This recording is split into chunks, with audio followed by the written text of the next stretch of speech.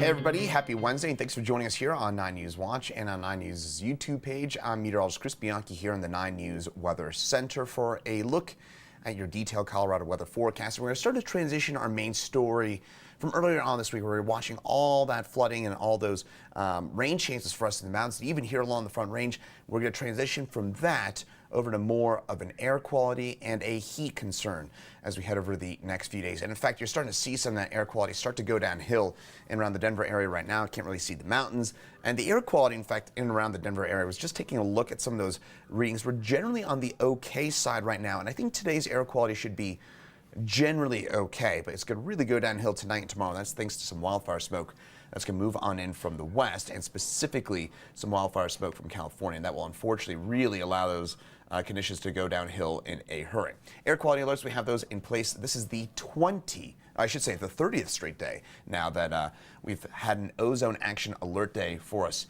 in around the Denver area and throughout the Front Range. It continues to be that unfortunate combination of wildfire smoke and ground ozone. We will start to transition to more of a wildfire smoke situation in the next few days, and that is thanks, as I mentioned, to some wildfire smoke that will be pumped in from the west and specifically from California. Now this morning, it was cloudy, it was cool, it was honestly, I felt pretty delightful overnight with some of those light rain showers that moved their way on through, led to some green lawns for us and around the Front Range. Those showers now pushing their way up to the east, Fort Morgan, Lyman on east, seeing some of that wet weather. That will continue to quickly move its way off to the east into Nebraska and Kansas. Could still hold on to a stronger shower or storm in far southeastern Colorado. That'd be from Trinidad, Kim on east into Springfield and on north into Lamar, but even those last showers and storms should peter on out pretty quickly this evening.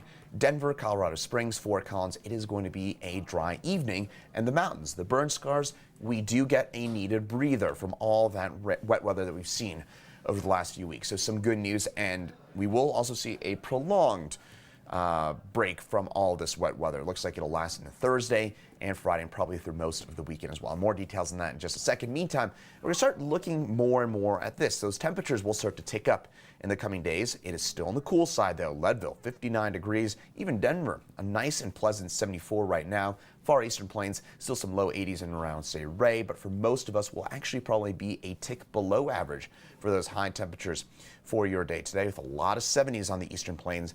That is thanks to all that cloud cover that we continue to see, and even some of those showers around for us. The only spot that'll be probably above average would be in the far western Colorado, Grand Junction, Cortez, where you will be at 90 or above, and it's that heat out there that will continue to budge its way off to the east in the coming days. Meantime, for tonight, we drop back into the upper 50s, so leave those windows open. It should be nice and cool and pleasant, and that is thanks to some cool northwesterly winds at 5 to 15 miles an hour. Sunset, starting to notice it, aren't you?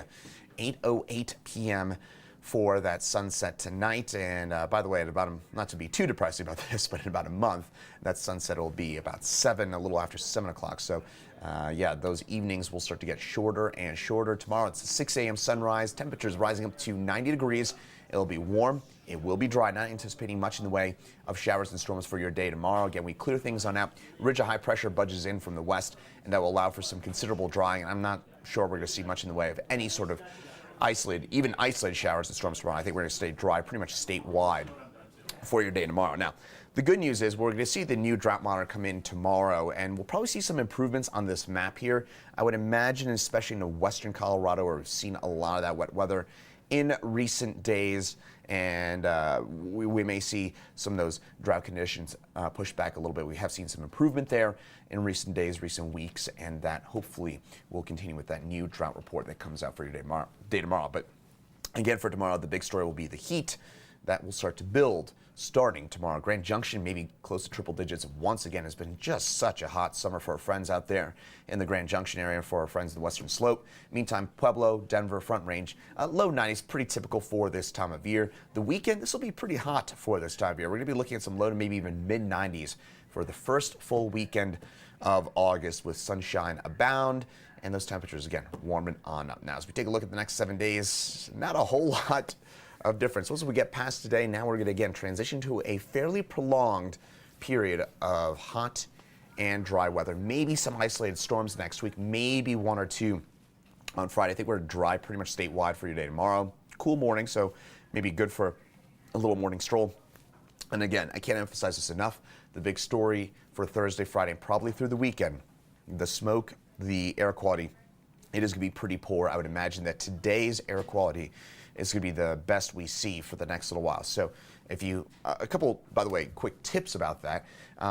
If you're trying to avoid the worst air quality, usually it peaks, the air quality tends to be at its worst around midday to mid-afternoon. So try and get those walks in during the early morning or the evening time frame. Usually, again, ozone tends to peak between about 12 and 5 p.m. So again, probably going to need that advice as we head through the upcoming weekend, early next week, looking at some storms around. So there's a look at that overall detailed Denver and Colorado forecast. Hopefully you stay on the, again, able to avoid some of that worst ozone here over the next few days, and we get some of that typical midsummer weather over the course of the next week. Thanks for joining us here on 9 News Watch. Thanks for joining us, and we'll see you again here tomorrow.